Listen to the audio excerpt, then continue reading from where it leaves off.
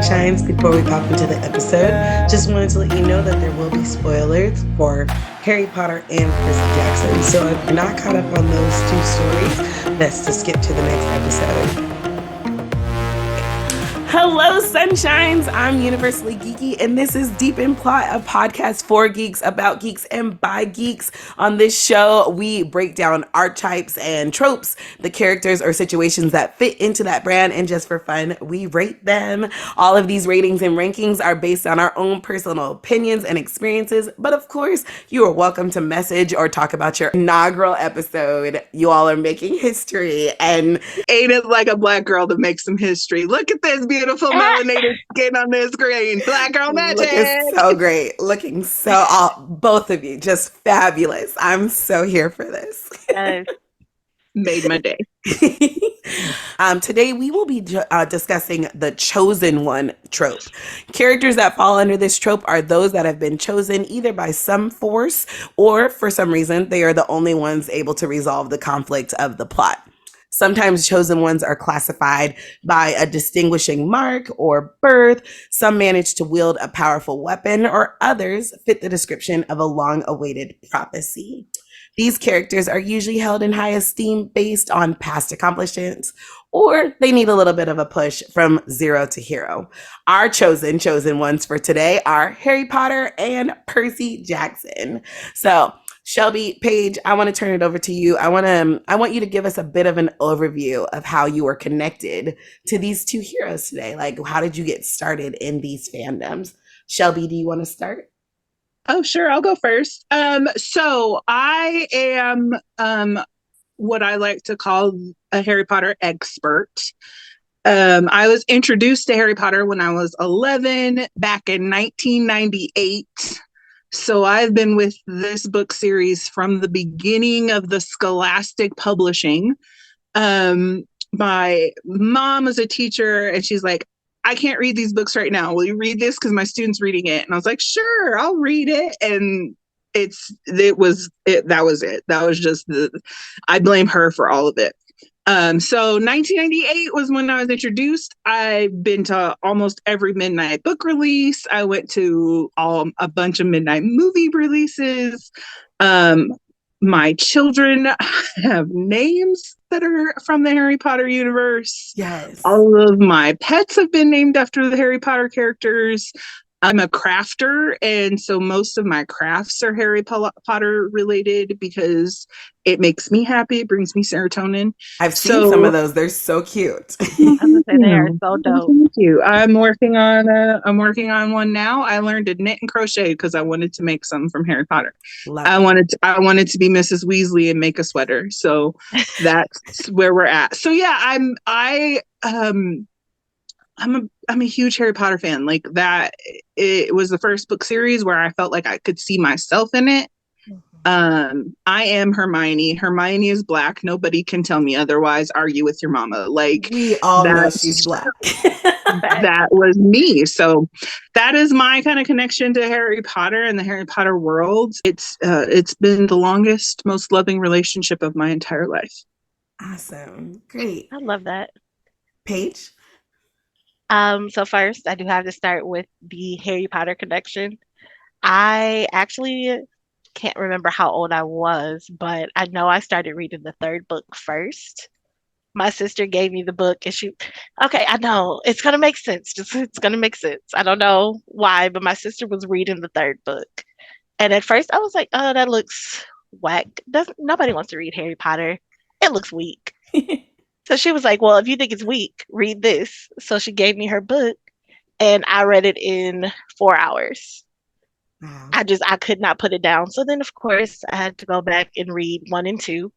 And then after 3, I was hooked. I did every midnight release, all of that, the movies. With Percy Jackson, though, that one was kind of unexpected. I was an adult and one of my coworkers had the first Percy Jackson book. And she's like, oh, you like to read this kind of stuff. You might like it. I'm like, okay, sure. I like to read. I'll read it.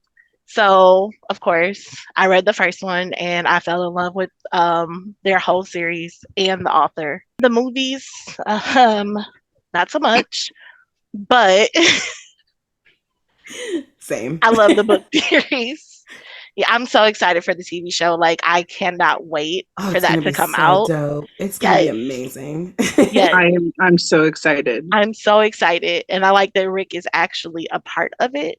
So, yeah, I and cannot wait. and once again, Black Girl Magic because Annabeth is gonna be played by a Black Annabeth girl. is black. Yes. Oh, because Black girls are smart Because and black deserve girls, to play yes. the Like, come smart characters. on. It's like be mad about it, Be but mad. she's been casted. So Like I said earlier, argue with your mama because argue with I'm not the one. Exactly. awesome. Ah, Thank you, ladies. As for me, I kind of the same. Someone gave me the second Harry Potter book and I started reading it and I was like, nah, I don't know. But then my grandmother bought me the first three and I zoomed through them. And from then I was hooked. And I think that was about fifth grade for me.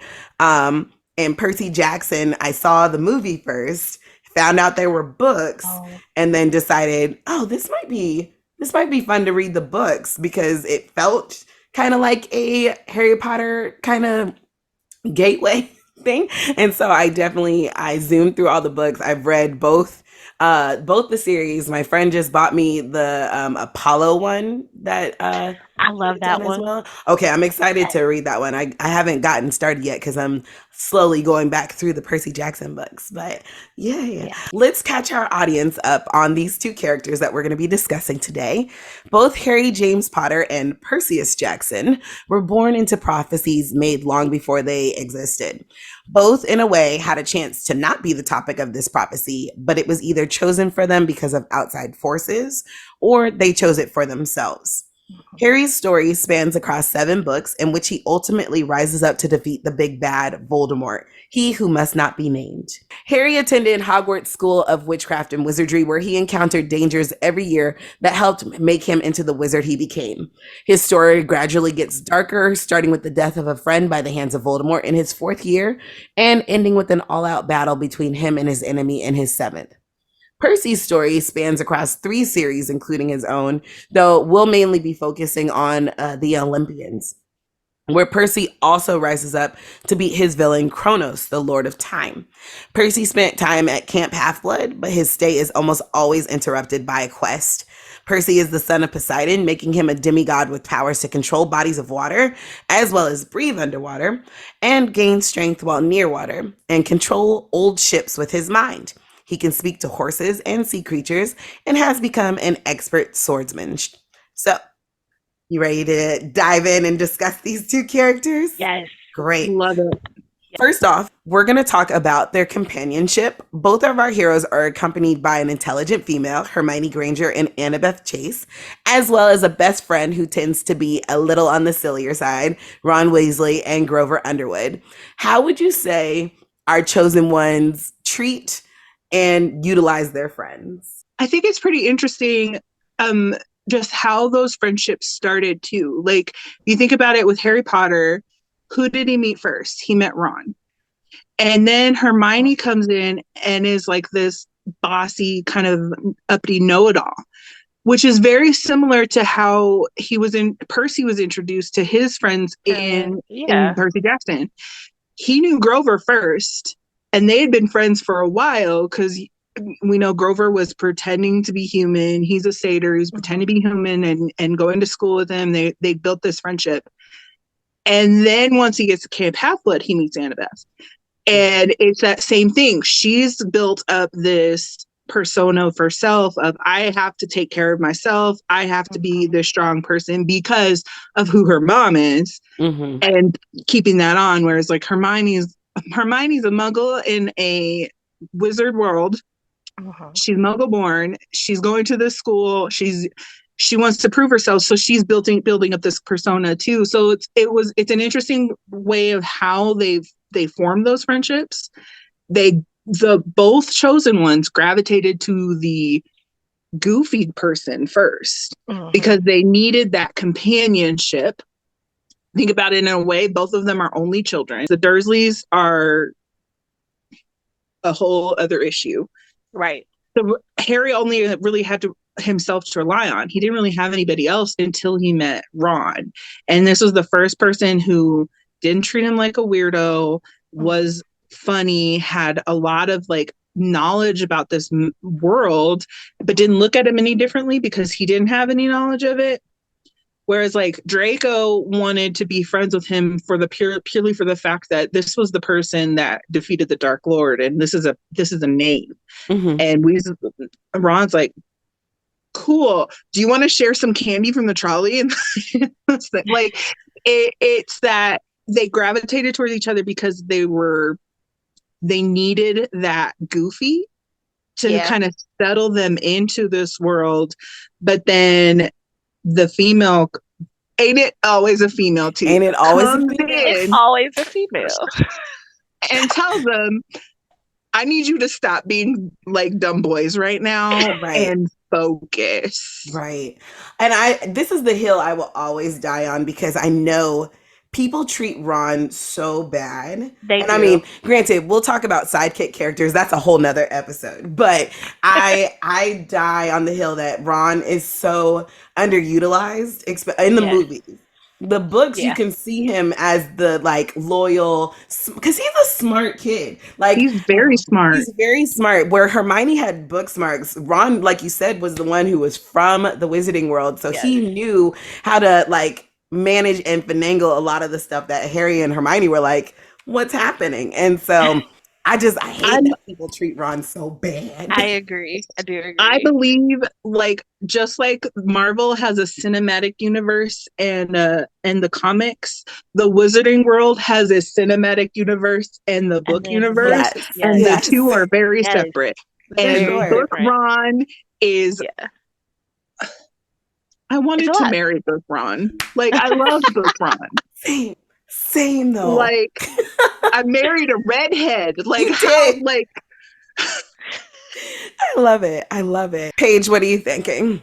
So I do completely agree with you, Shelby. It was kind of like he became friends with like the underdogs or the outsiders, because yes, Ron was like with a family, had a lot of siblings, but he was always the kid that was overlooked or not really cared about. Well, I wouldn't say not cared about, because I love Molly, but he kind of was left out a bit.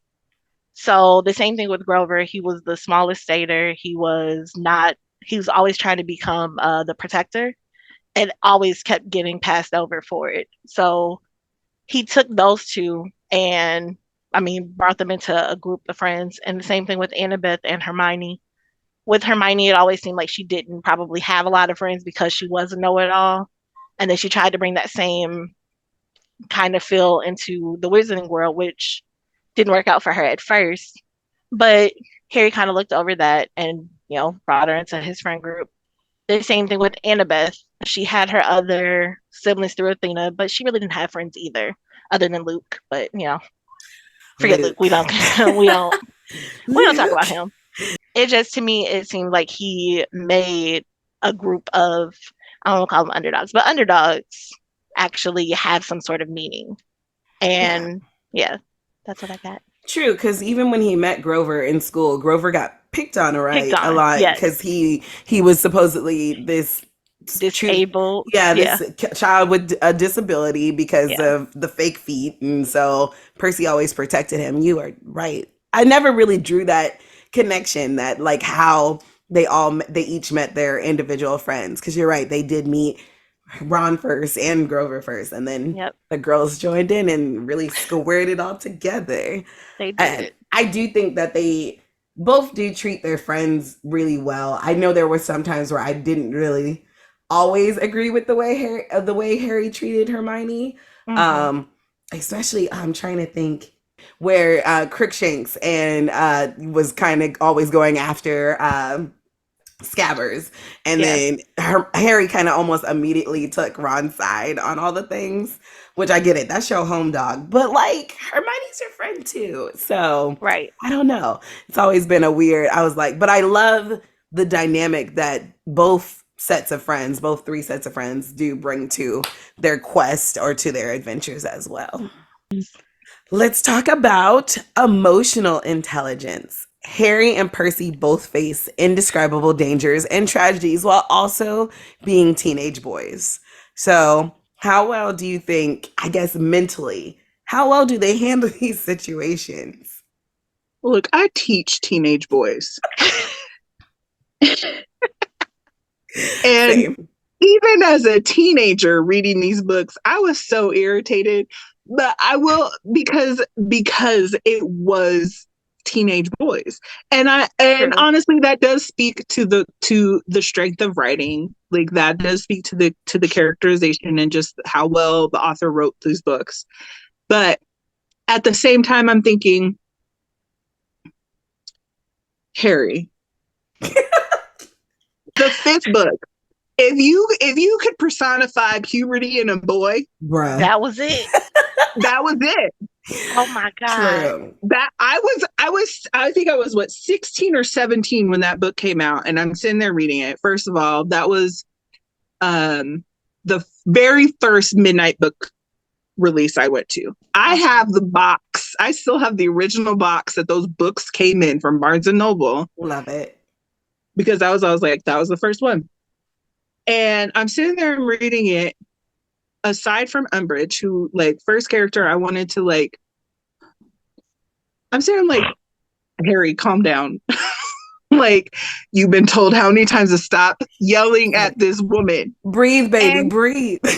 And I think part of that too is I was reading those scenes. It's very interesting reading those scenes as a Black girl when this is a white teenage boy, and trying to make that connection, because you know that if you raised your voice at your mama the way that he was raising his voice at those teachers, it was going to be a brush. It was going to be like what I was confused. The line, and I know Hermione is saying this to Ron in the fourth book, was she after the Yule Ball and after all this stuff, and or no, it must have been the fifth book, because it was after Harry kissed Cho for the first time. Yes. Yes. And he And said they're she was sitting in the crying. couch, and Hermione goes, just because you have the emotional range of a teaspoon doesn't mean Harry has. If that does not encompass Yes. Yeah. puberty in teenage boys, I don't. Yes. And I'm about to have a teenage boy. My oldest is turning 11 this year, so I'm right on the cusp of that. And I keep having to remind myself, like, he does not have the mental capacity. His brain is not fully developed enough to handle all of this. Mm-hmm. And Harry just keeps getting everything thrown on him. Yeah. And really, the only two people that he feels like he can go to are Ron and Hermione, who also don't have the mental capacity to deal with this. Like, that was the trauma that they are facing each and every year, and to not have guidance counselors available to help them cope with all of these things. Another hill we will die on is that there should have been a therapist, a psychologist, a school counselor at Hogwarts. Exactly. Like, that should have been a job. After the first book. Oh, you watched the teacher die in front of you after they touched you because they were possessed by an evil Dark Lord who killed your parents? Oh my. Let's just give you some Bertie Bott's every flavor beads and call it a day. We're going to be fine. Relax, like, eat some chocolate. Now. It's okay. You'll be good. I can't. Oh my goodness. It was a lot. Like, there was a lot of things thrown at them, and they were expected to handle it and just deal with it as mature adults, and they were kids. Mm-hmm. Mm-hmm. Paige, what's your thoughts? I mean, I'm very honestly, passionate. I could tell, but I completely agree on the Percy Jackson side. Same, honestly. Because the one thing, okay, when the whole thing started, what was he, like 12, I think? Yeah, 11 or 12 too. 11 or 12 too, right? So it's kind of like the same thing. I mean, they're teenage boys, well, and Annabeth, but I feel like there was one situation that I wanted to bring up, and of course, I left my notebook in my car. I would just say no, they still sucked, because back to Percy, I feel like there were so many situations where he probably could have handled things better, even with like Annabeth or anyone. So I don't know. I would say it's like it's what you expect though, because they were Yeah. kids and they're going through trying to figure out how to navigate life and how to deal with all of these quests that they had every single book and trying to grow up and do all of that. It was probably like a lot. I liked Percy though, so Yeah. yeah. Percy, I thought was funny when it's when he meets Rachel Elizabeth Dare and find out Oh, that I think it was the fourth book. They find out they're going to the same school, and Percy gets attacked. He was supposed to meet Annabeth, and she like runs into him, and Rachel is there, and Annabeth's just like, "Who that? watch it. Right? Who that is?" And Rachel like writes her phone number on his hand, Yes. and Yes. Annabeth's like, all right, bet. And Percy's just like, what's wrong? Why are you mad? Why are you mad? It's like the scene in after Harry and Cho go to the Valentine's dinner. Yo. Like Oh go my to God, yeah. Hogsmeade for Valentine's Day, and Hermione just happens to show up. And my favorite, you said that. My favorite part is like of Harry. There is a reason Harry is not in Ravenclaw. He is the most oblivious person on the face of the planet. Oh my God. They were getting ready. Like he was like, okay, everybody's been asking me about the next DA meeting. Here comes Cho, who wants to know about Valentine's Day because they're supposed to be dating. And he's like, I guess you want to know. And she's like, only if you want to go to Hogsmeade. He's like, what the hell was she talking about? Well, she In wants Harry's defense, though, that was his first girlfriend. So he was like, I don't know what you're talking about. Oh, What's Cho. Valentine's Day? I What know. is it? But if Clueless was a person, Harry Bruh. would be it. You know what? He That's had facts. all these letters on the floor coming in through the mailbox and the fire escape. What did he try to do? Grab it Grab from it. there. Boy. Emotional range of his Oh teeth. my God. Bruh. I definitely agree. If there's one thing I could say, because I think it's because I also am recently in the Percy Jackson books. And it also is probably a difference in how it's written because Harry is third person, Percy is first. And Yes. so oftentimes Percy will sometimes do this thing where he asks a question and he can see how somebody responds and he's like, all right, I'm not gonna ask that no more. Right. And it's like I'm like, okay, that's good emotional like Growth. perception and growth and everything for both of them. And I feel this way about most like teenage centered shows, books, movies.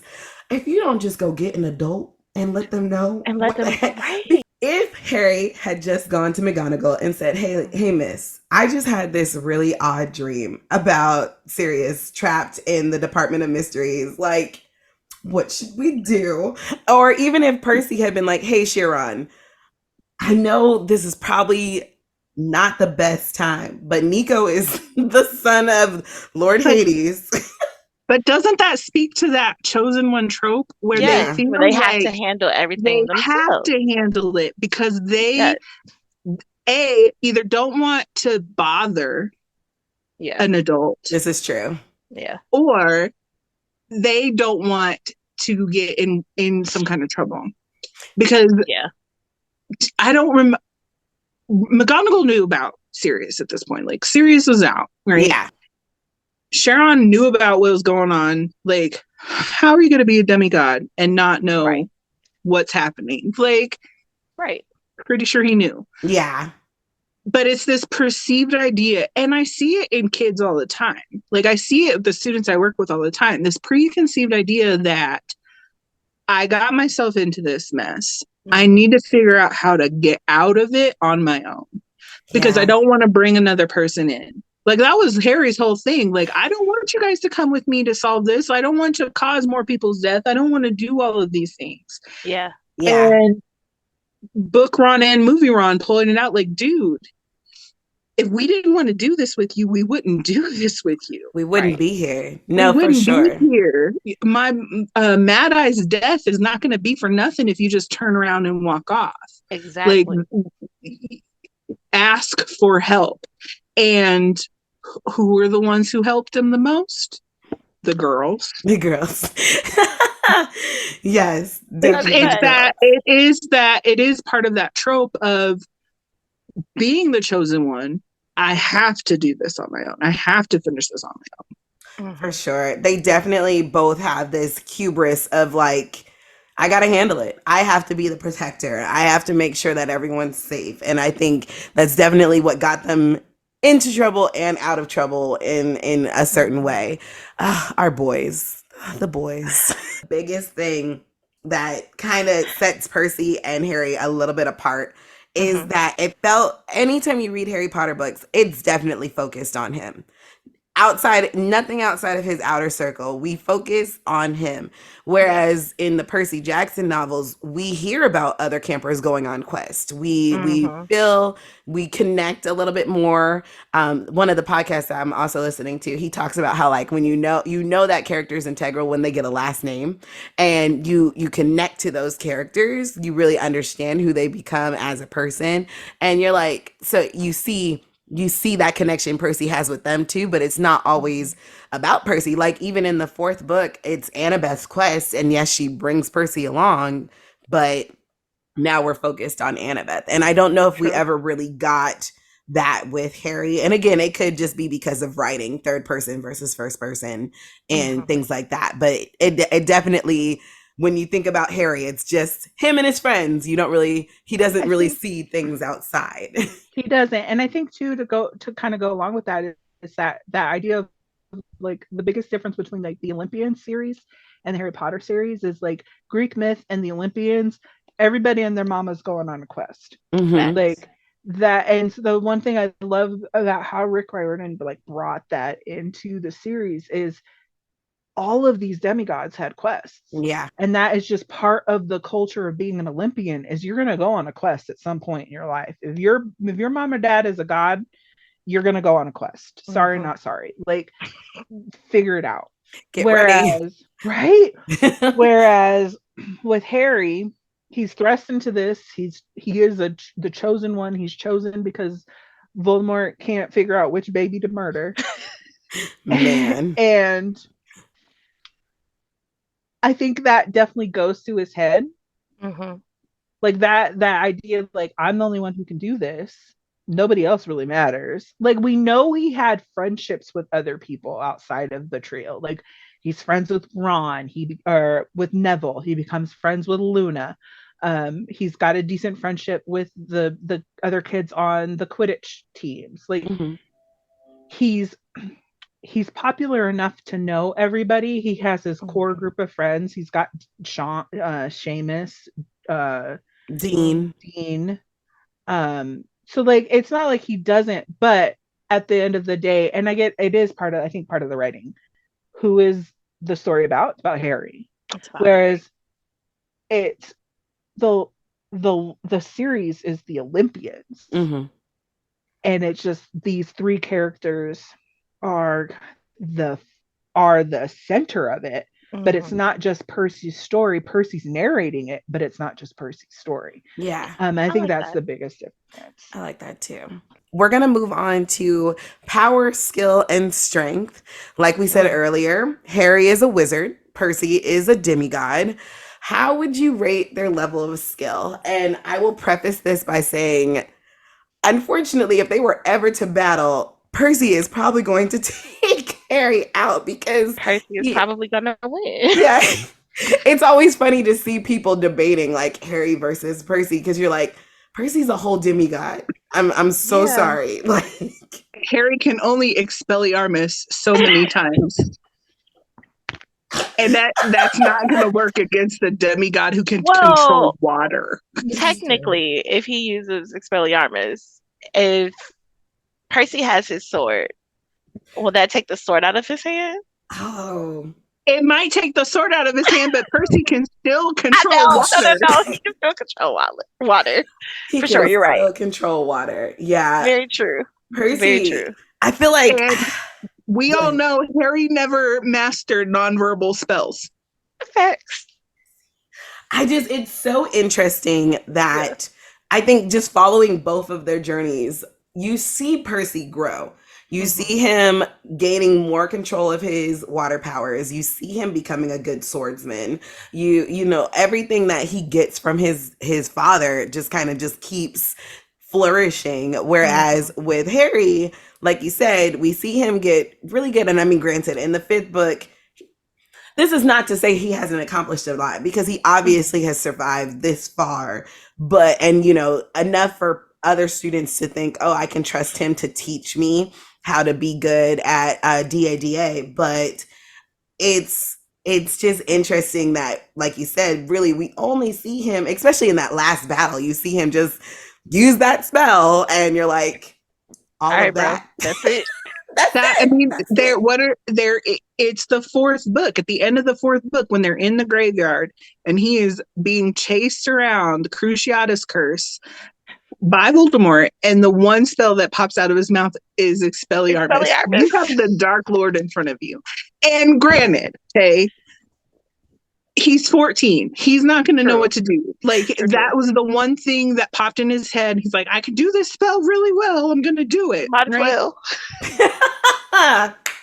And it does force that. It forces the connection between the two wands, and we get the plot, driving twist of the wands being connected and having the same core and from the same bird and blah blah blah.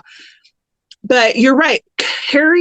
Where Harry grows is in his confidence within himself to do whatever needs to get done. For sure.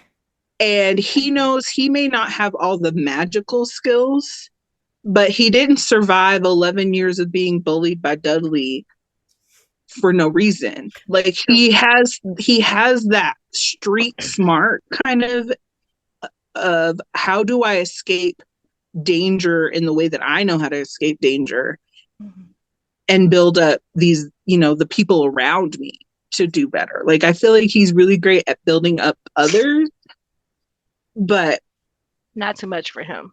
No. Yeah. And it's not as if he didn't have people around him telling him how much he could do. I mean, hell, McGonagall pulled him out of class and was like, I'm going to make you an Auror if it's the last thing I do. Have a biscuit, Botter. Like, have a biscuit. This is what's going to happen. Right. So it's not like he didn't have that support system behind him. I don't think he just didn't know how to utilize it. Yeah. Yes. Could you imagine what Harry's life would have been like if he had been raised by McGonagall? That boy would be a beast. He would be. He would be for sure. He would have been an animagus in the second year. Like, he would have been like, look, my mama's McGonagall. You can't tell me nothing, okay? Honey. But it's kind of the same thing, too, if you look at, like you said, what if he was raised by McGonagall? What if Dumbledore actually knew, that Peter was a secret keeper and Sirius didn't go to prison? If Harry was raised by Sirius, it would be a whole different series too. Yeah. So that is... I think it would have been a different series, but in the sense that Sirius would have raised Harry like a friend. Because Sirius didn't look at Harry as this child I'm responsible for. He looked at it as a reincarnation of his best friend. True. Right. Which is because we always forget that James and Sirius, Lily, all of them were like 21. 21. They make them look so old in the movie, but they were kids. Because they picked the oldest actors to play them. They cast Alan Rickman first. Right. And they had to age up all the other characters to be around Alan Rickman because they cast him as Sirius Black first. But or as Snape, again, right? as Snape. Mm-hmm. Again, movie Wizarding World, book Wizarding. Like, I have to in my head, I have to keep that separated. So on that note, we are going to take a quick 10-minute break, and then we'll come back and we'll talk some more about these two characters. Yay.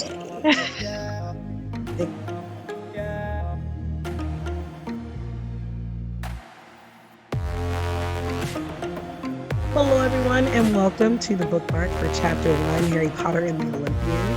I will be using this space normally just to catch you up on some things that might be coming, to let you know about mistakes that were made that could not be edited or things that had to be edited out, and just to kind of give some warning for things that might be coming up as the episode continues to progress. So for this episode, I made a mistake and I mispronounced Chiron. I said Chiron, which I know what I'm talking about, but here we are. We had a really fun 90s tangent that I unfortunately had to cut because it started to just get really long. But if that is something you want me to add as like a special episode later down the road, like things that had to get cut, please let me know and I would love to do that. We do have spoilers starting for this episode at minute 53, especially if you are not caught up on Percy Jackson. There are spoilers for like the entire series that come up at the 53-minute mark. There is talk of character death, so trigger warning for anyone who continues to listen. And that's all for now. I hope that you have been enjoying the show and that you'll continue to stick with us. Next week, we will be covering some more Chosen One tropes, so please make sure you join us for a good time. All right, let's go back to the show. And we are back. Before we jump back into talking about Percy and Harry, just wanted to, take a brief moment to let anybody who is not watching, on YouTube, who's just listening, we are in full like regalia. Like we got Slytherin represented here. Shelby's got her platform 9 3/4. Paige has the Camp Half-Blood. I have a whole Camp Half-Blood background going on here because I had to kind of be Switzerland. And so love both the boys, but And just to give you, girl, I'm in the middle. I wanted to, Shelby and I were talking about the fact that the three of us, we're not just, some random people who met. Well, like, in a way, kind of. We kind of are. Kind of are. But we met through a Facebook page called Blogwarts, which is celebrating all of us Black people who enjoy Black geeks who love Harry Potter. And the three of us are in the Slytherin faction of that whole thing. Gang. So we're called Watuele. Thank you. I was like, I don't want to pronounce it wrong, and I know I can do that. So Watuele, and we represent the Fang Gang. So Fang. We are here, and it's been such a joy just having the two of you on again. It's been so fun. It's really random tangent. I guess we should go into. We know we're all Slytherins. If you could be on the Quidditch team, what would be your position? Cheerleader. I'd be like Luna in the stands with the giant snake head. Rah! Like I wasn't ready for you to say either. I didn't know what to expect. With a straight face. Manager, water boy. Girl. I'm not getting on no broom. That is kind of high up in the air. Flying. Not only are you flying, but you've got two balls whose entire goal is to knock you off your broom. Okay, but that's what I would be. I would want to be a beater so I could knock people off of their brooms. I think I would want to be, probably a keeper, because you're not as close to the action, but you're still up in the air.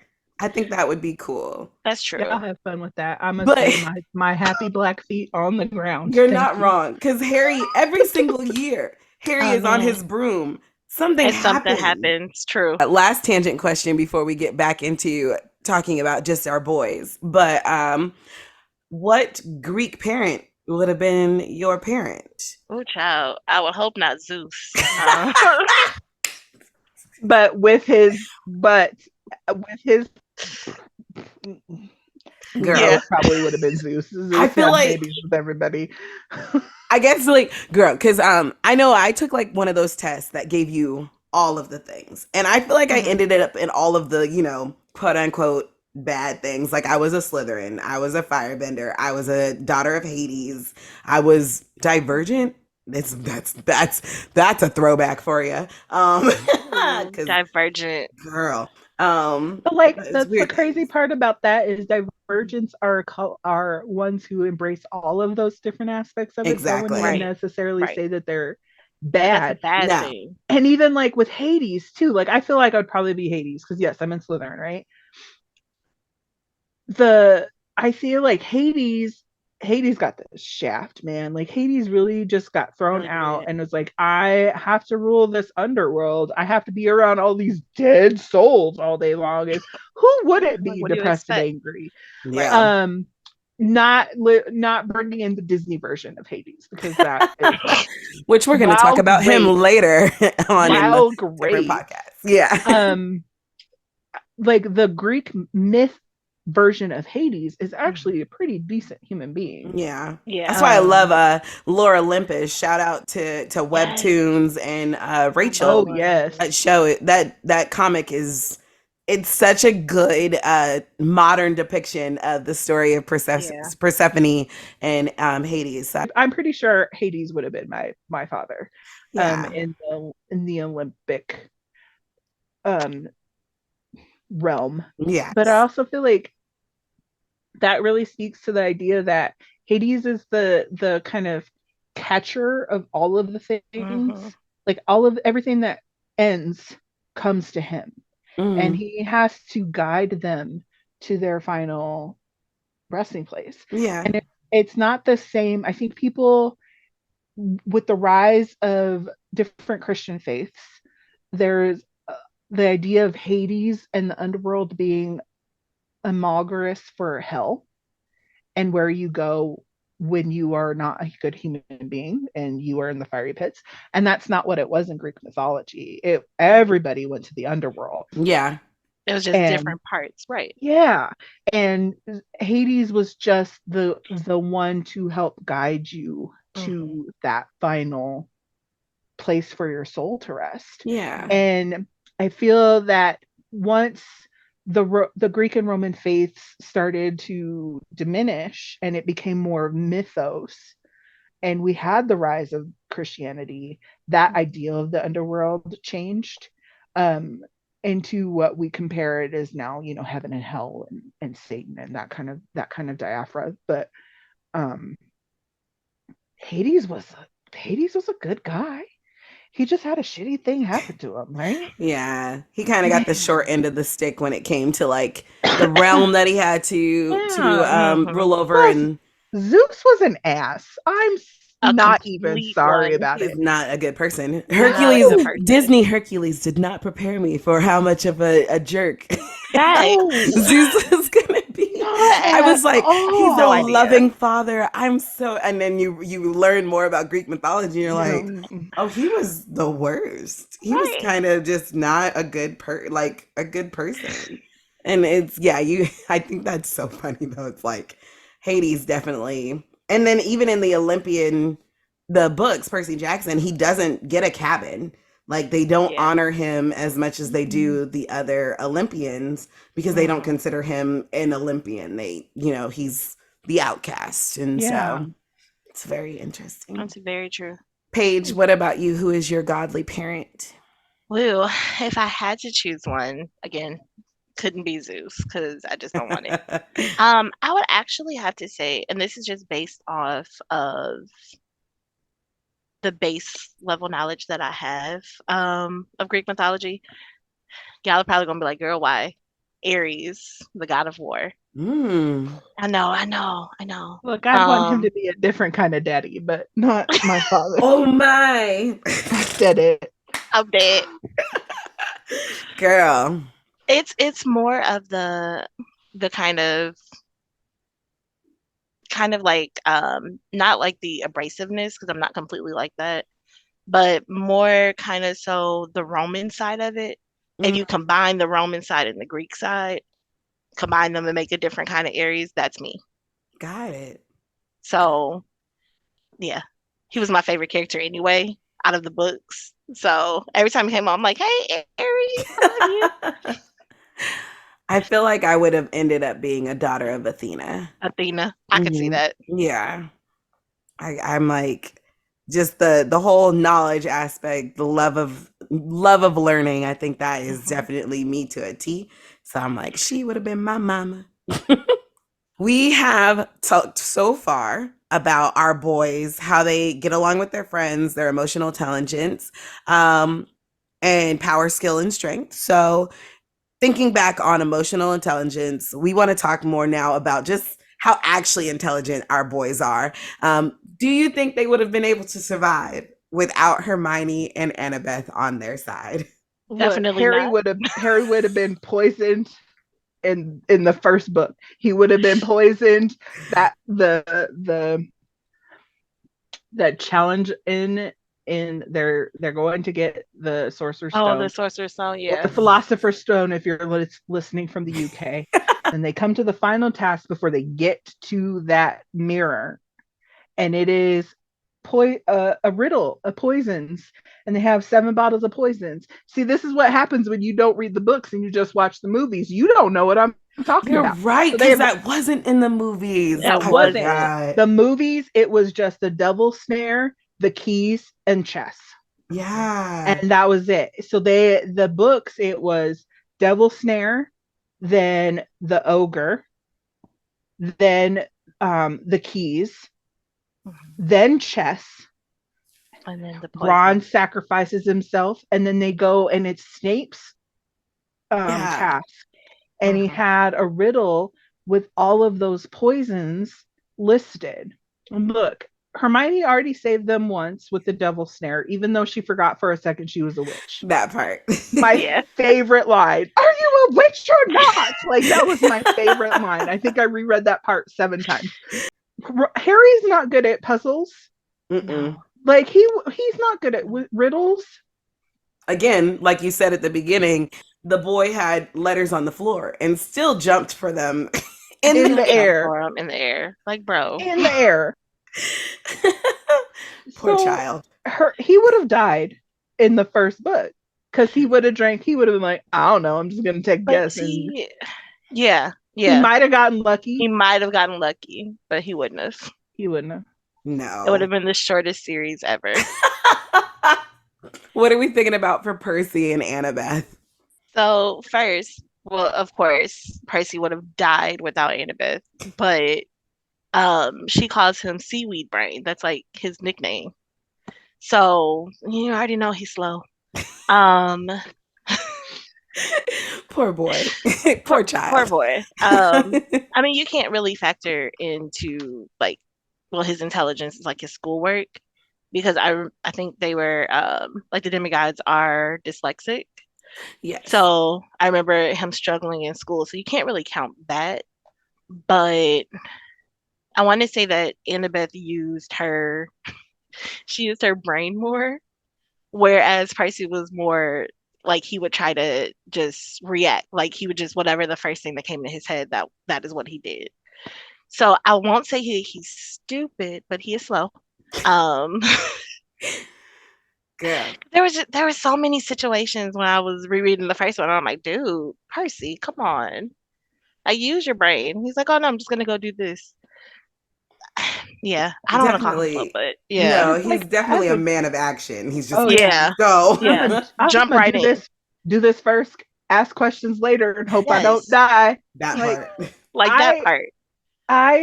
But as reading as a kid, like I remember reading it. I'm 11 and I'm reading this and none of those things like crossed my mind. Like I'm not thinking about the fact that if Hermione wasn't there, he would have drunk poison and died. True. Or if Annabeth wasn't there, he would have just gone off half cocked and died. Like those two things, like it was, wow, I'm so glad they have friends there to help them with hard things. True. As an adult, I look at him like, boy. And I wonder if that's like part of that chosen one trope, like if they need someone on their side to just be the person of reason, of like, that's dumb. We're not going to do that. This is not going to work that way. So we're going to do it this way. Because I feel like, thinking about a lot of the different chosen ones that we might end up discussing on this podcast, it just feels like there's always someone who's just like, no, I mean, don't get me started on Frodo and Samwise, but Oh my God. Look, we know Sam was the real hero of that Yes, story. like because Frodo would have oh my Frodo would God, have died I like just can't. immediately. Immediately. He would have Immediately. stood on that rock as the Nargles are flying around him like, here I am! Here I Just dead. Real quick. I love Sam. He definitely Oh was my the hero goodness. of that whole. I know it's about Yes. Frodo. I know am! why Is it we though? follow It's Frodo. not. It's It's not. not. It's Frodo not. is just But the narrator. It he's is just about Sam. Sam. It's about Sam becoming And the more confident man. and that's the only book, the only series that I will argue that the movie is better than the book. The movie is way better than the book. Listeners, we don't bash anybody who only watches the movies, Oh but no, this Definitely is not. well, this is just I might laugh at you a little bit, just a but I'm little. not gonna judge you. We might call you a muggle, behind your back, but that's just to I'll say. call it to your face. This is just to say, if you only watch the movies, there's so, especially with Harry Potter, especially with Percy Jackson, there are so many small nuances that you're just missing out on. So many things that lead up to the big buildups that you don't catch because you only watch the movies. And audiobooks are a thing. If you don't have time to Look, sit and read a book, your local library has all of the Harry Potter books. You can Yes. borrow them from Libby or Hoopla, yeah, and Hoopla has a whole, like, that's how I introduced my kids to them, is we listen to them. Yeah. There's no wrong way to experience these books or the I movies agree. because the overarching themes of them are all the same. You get a little bit more side stories Mhm. in the Harry Potter and the Percy Jackson books. So like if I'm talking about Winky and you're like, who the hell is Winky? Bruh, Winky. Aw. Reason number 526, or what is it, 396 if we're going to quote Snape, thanks, to read the books. Because she Because was kind of integral to like She a big was. plot line in that book. That huge pissed me off. Yeah. Yeah. Yeah. Huge. So the fact that she wasn't there really kind of took a lot It threw me. out of the things. Last thing we're going to talk about is their victory rate. So thinking about their trials and feats that our heroes have faced, how well did they rise to the occasion? I mean, well, Harry Won. won. They did both He win. won. They both won. They both won. By the skin of their teeth, but they did Ew. it. Harry really by the skin of his teeth. Like it was Man. down to the last possible moment for every book. It was the last possible moment. Yeah. He pulled it out. Yeah. And I feel like obviously that's probably more plot reasoning than anything else. Mhm. But by the skin of his teeth. By the end, though, it became more about not just about preventing Voldemort from rising to power and stopping him from making these, stopping war. It became more about protecting the ones that I love, and especially in the last book when he realized that he had to. If you haven't read the last book, stop listening, or seen the movie, just stop. Okay. When he realized that he was a Horcrux and that Voldemort, in order for Voldemort to be killed, he needed to do it. But it wasn't necessarily because he wanted to stop Voldemort. It was because I need to protect my family. It was that idea of love being the guiding force in everything that we do. He died out of love, and it's that it is the analogy to within the Christian faith too, of Jesus dying for your sins, right?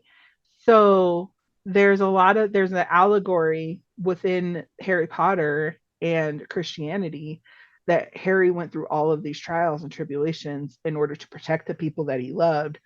So notice when he dies and Voldemort brings his body back to the castle and everyone's coming out. And in the movie, they don't do this, but in the book, I think it does a really good example of it. There are multiple times when Voldemort casts a spell to make everybody quiet. Yeah. Right.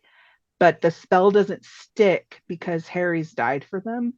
Mhm. So just like how Lily died for Harry, so Voldemort couldn't touch him. Harry died for them, so nothing that Voldemort would do from that point on was going to touch any of his friends and family and loved ones because he died for them. So like I feel like that aspect of it was a bigger show of how he won in regards to like just the different trials that he had to face over the course of the 7 books. Like the thing that finally stuck for him is like, I'm not doing this for me. I'm not doing it to save Ron and Hermione or even Ginny for this point. It's because it's the right thing to do for everybody. Yeah.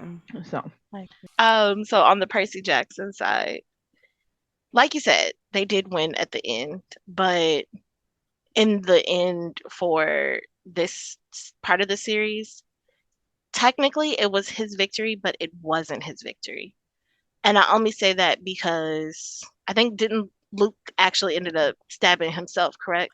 Because of where, because Kronos had sorry, spoiler alert.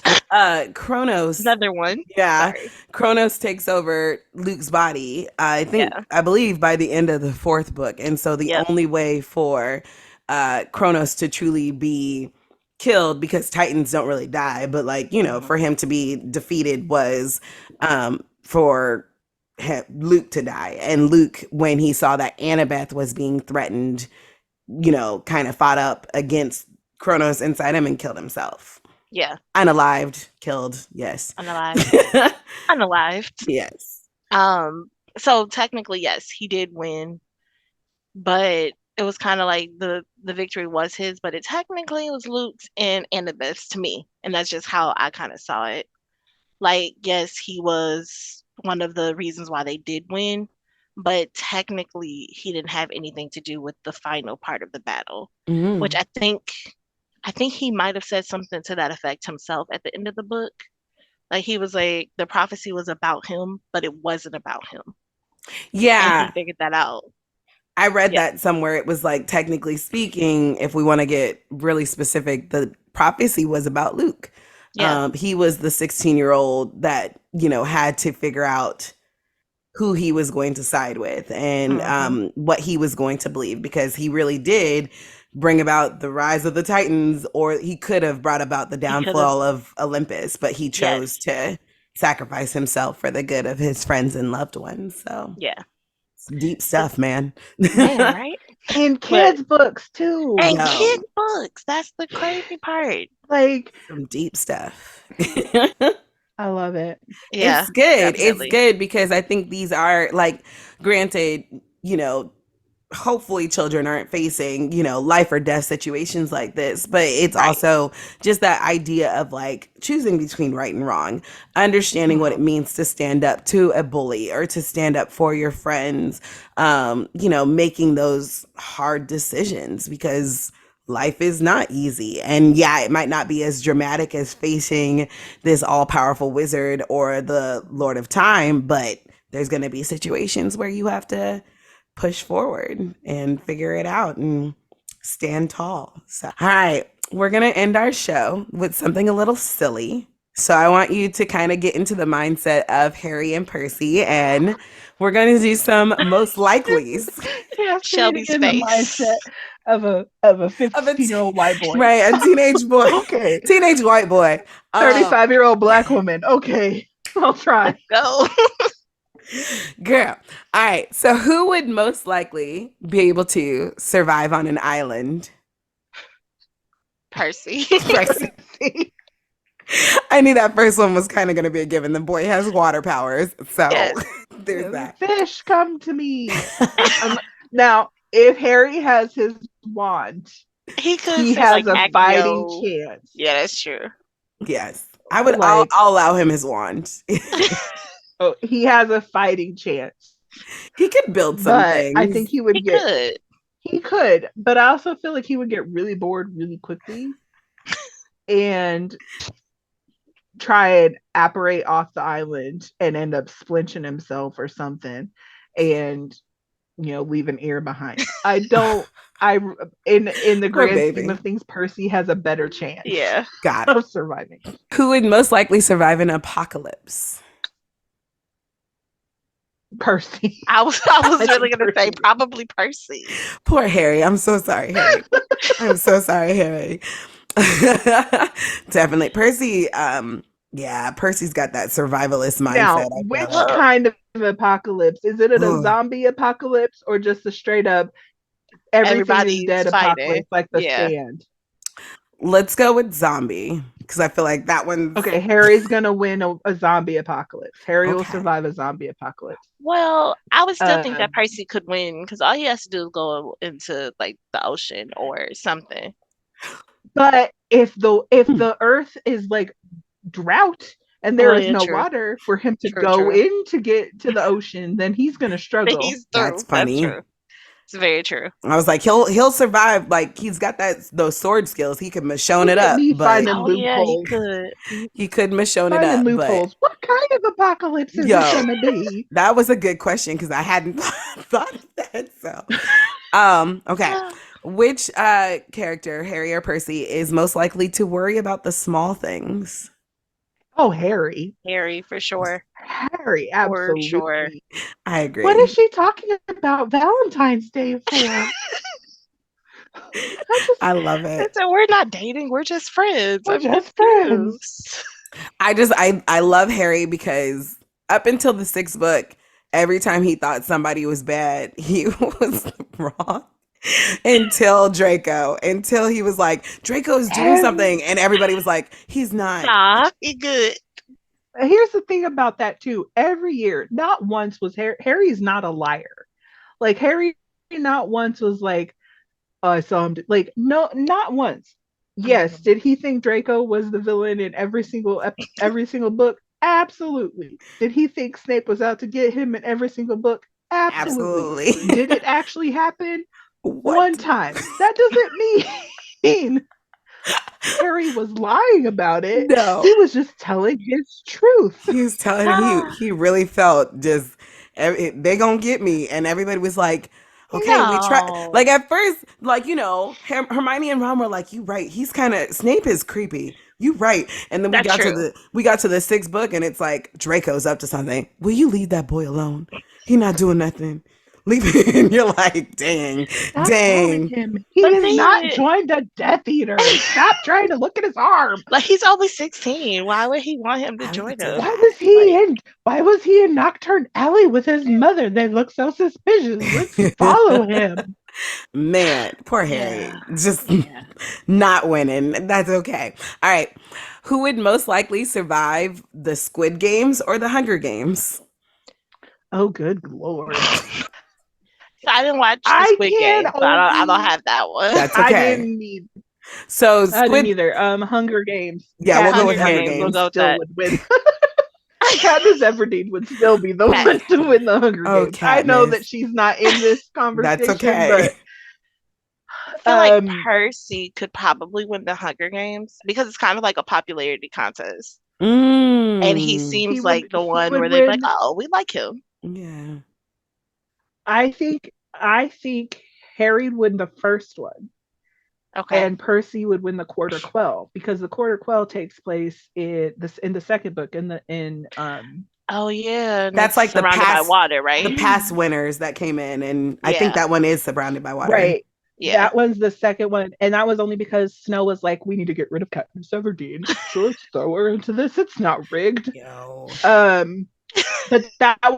But the big part was the cornucopia was in the middle of this time lake thing, Mhm. Yeah. so it was surrounded by water. And I figure like the scene where the water is coming up, Percy would just be like, "Huzzah, magic out!" Like Taking everybody out. yes, Just real quick, Exactly. drown everybody. yeah. But would he Yeah. ever figure out that it was a clock though? Like that would be the problem. No. If Annabeth was with him, then he'd figure out it was a clock. I can't deal. These poor kids. All right, this one is an easy one, probably. Who would be most likely to sleep through breakfast? Hmm. They're both pretty food oriented. Right. I don't know. I was Mom like, would probably Harry. wake Harry up first.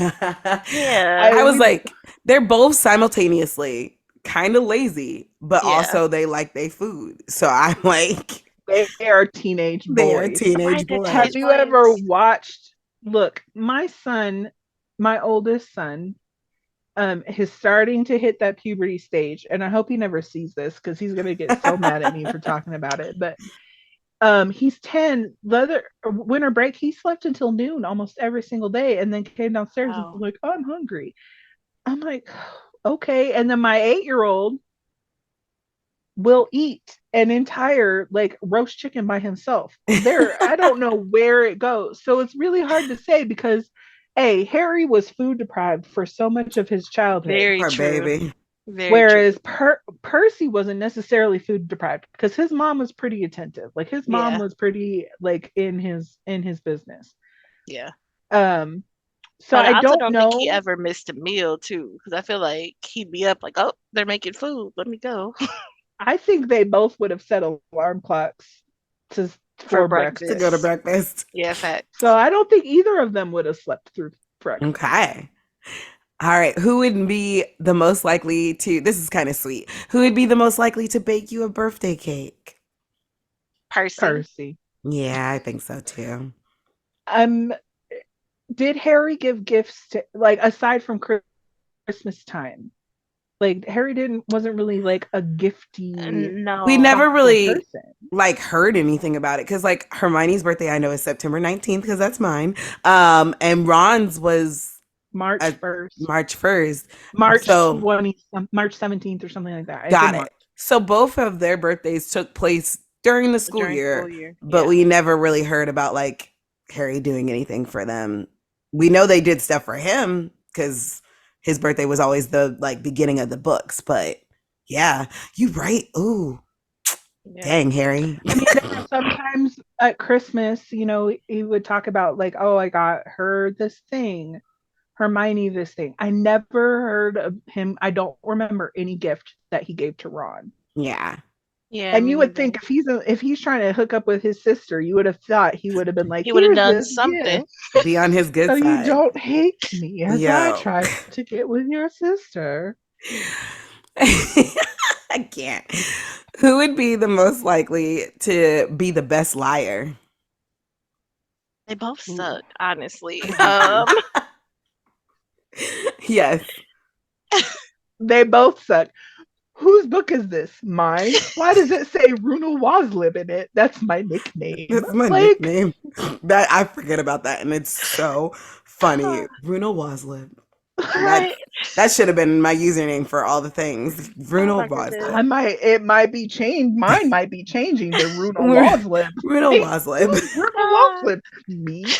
No, they Yeah. both suck at lying. They both suck at lying. I feel like Percy always just avoided the topic. You Yes. know, it was never Yeah. like if he had to hide something, it wasn't like, you know, he always just went around it. He's like, nope, gonna Yes. skirt this and not even talk about it. Let's just Yeah. forget it. So I agree. interesting. I don't know. I think there weren't very many times where Harry was put in a position where he had to lie. True. True. And Mostly It's- just about Sirius. yeah. And Yeah. And like Percy, he just avoided talking about it Mhm. around people that didn't need to know. I mean, they came Yeah. up with code name for Sirius, Mhm. Padfoot. So anytime they had to talk about Padfoot around, you know, people who didn't know. Right. Yeah. But at the same time, he was super witty. He Yeah. could be, and they never showed that in the movies. You don't have to call me Call me Sir Professor. Sir Professor, that's what it is. Yes. You don't have to call me That was Sir my Professor. favorite line. Yeah. I said, oh, wow, Harry. Wow. Okay. Yeah. Let's go. All right, last one.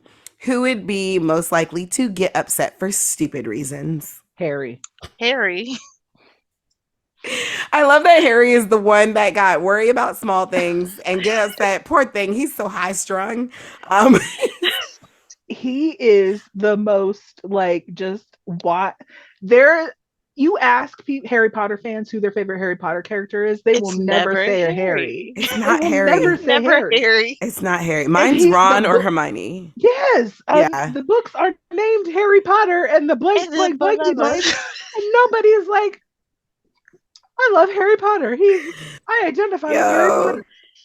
They literally could have just called the book The Sorcerer's Stone. Chamber of Secrets, and we probably would have been fine. But it's like Harry's not my favorite character. No. Sirius was mine. So funny. Yes. Sirius was mine as well, and McGonagall. Yes. Oh man, McGonagall, yeah. I loved her. So funny. I really need to put that on a shirt.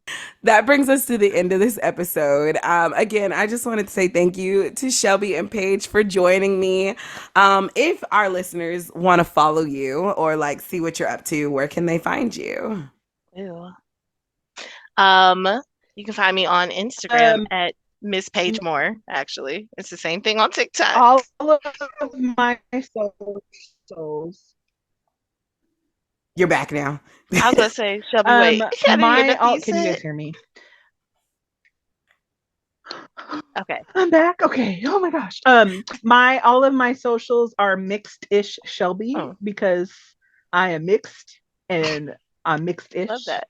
That was one of my favorite shows on ABC before they canceled it. I hope to be like Tracy Ellis Ross when I grow up. Yes. But yeah, so you can follow me. All my socials are mixed-ish Shelby. You'll see a lot of my crafts and images of my cats. Love it. Love that.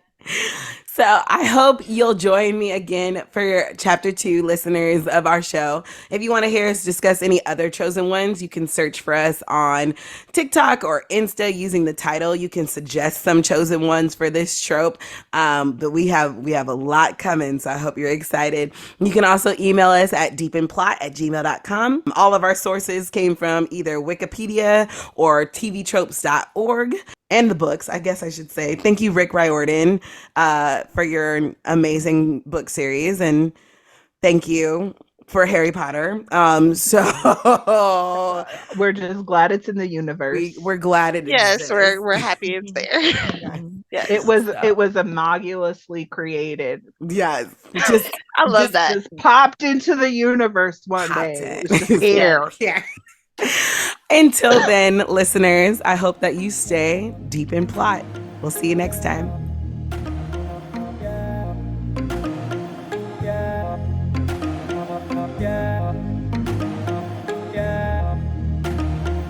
Want to hear more episodes or get to know more about our guest and our host? You can follow us at Deep in Plot on all platforms, TikTok and Instagram. You can email us at deepinplot23@gmail.com. You can find Shelby at Mixed Shelby, Paige at Miss Paige Moore, or our host, Universally Geeky, at Universally Geeky on all platforms. Thank you for joining us.